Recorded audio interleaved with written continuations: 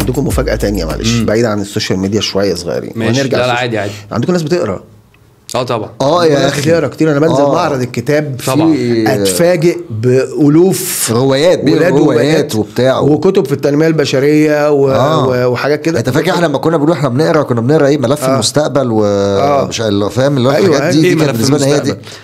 ده كان دكتور نبيل فاروق الله يرحمه والدكتور احمد خالد توفيق والناس دي كانوا بيعملوا اللي هو روايات مصريه للجيب عباره عن ايوه معايا رجل المستحيل وملف المستقبل ومكتب رقم 19 مجموعه كده واخد في الحاجات الرومانسيه في زهور وبتاع. ده كان بالنسبه لنا احنا كده اللي يقرا الكلام ده يبقى اسمه بيقرا.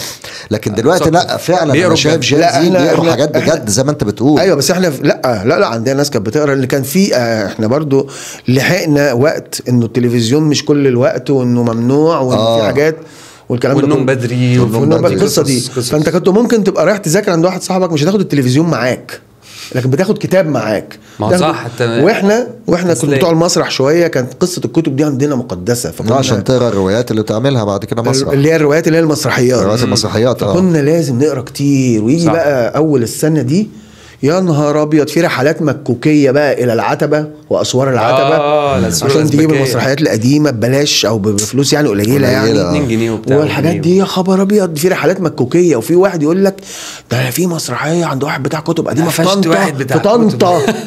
طنطا فاثنين ياخدوا بعض ويروحوا طنطا عند الراجل ده ديلر ديلر كتب يقضوا كتاب. ايوه والله حلو التشبيه ده. برافو عليك والله العظيم. كنا بنخبي الكتب من بعض. كنت بتتعاطى كتب مثلا مسرحيه كنت بتتعاطى كتب امال ايه بتحقن بانجك الغلاف البني بتانجك ايوه الغلاف البني بتاع لغايه دلوقتي في ناس بتقرا يعني. طبعا انا بتبسط قوي لما بنزل والاقي ايه في يا باشا روايات معموله 16 نسخه 16 طبعه و17 طبعه حاجات كده. مين يشتري الحاجات دي؟ انا فوجئت ان دكتور احمد خالد توفيق مثلا ليه مريدين. الجيل ده بيحبه فوق ما تتخيل. الجيل ده مريدين واخد بالك. انا بعشقه. يعني دي حاجه غريبه جدا يعني رغم ان احنا اللي اتربينا احنا مش بلاش وجهه نظر الواحده دي. هو قريب هو راجل قريب ومواكب رغم ان هو ما كانش يعني متابع السوشيال ميديا خالص. بس هقول لك هو كان حقيقي قوي يعني. الراجل ده ليه الصور اللي بتنزل له كل فتره كده بينزل تلاقيه ماشي في الشارع قميصه بنطلون شبه بابايا كده انسان عادي جدا. فهو كان متابع في الشارع. انا برضو الحته دي ما هو مشكله الجيل بتاعه ان هو بقول لك التركيز عنده هو مش مركز يلقط ايه من مين شفت ايه في مستر تامر اخد منه. ايوه بلاش حته اللي هو انا هعمل دي وشايفها كده والريفرنس والقصص دي كلها. خلي بالك من حاجه كمان. احمد خالد توفيق كان ايه؟ كان طبيب. فالراجل ده انتوا متخيلين يا جماعه المستشفى انا اخويا دكتور فانتوا مش متخيلين المستشفيات زي الاقسام. المستشفيات انت بتشوف فيها كل الانماط البشريه في لحظات الضعف.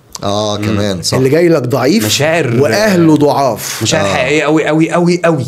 وبمجرد ما انت بتأثر بتعالج او بتسكن بتشوف مشاعر تانية خالص في ربع ساعة او في نص ساعة. بتشوفها من ايه بقى؟ انقلاب حصل. انقلاب ايه؟ انت ممكن تبقى في الطوارئ فتشوف في اليوم 100 حالة.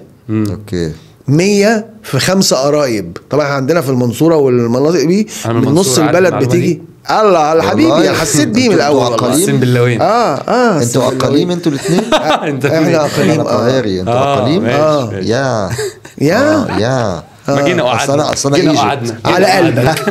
قعدنا على قلبك. انا ايجيبت خالص مش كده. ماشي خليك يا بتاع ايجيبت. انت ايجيبت. ايجيبت بتاع ايه عشان كده على فكره عشان كده بقول سوشيال ميديا. خلي بالك عشان بتوع ايجيبت زعلوا قوي. طب انت بتقول تواليت ولا تويلت؟ السوشيال ميديا ايه؟ تواليت ولا تويلت؟ لا تواليت طبعا. تواليت طبعا تويلت تختلف. تحس بيقول ماري انطوانيت.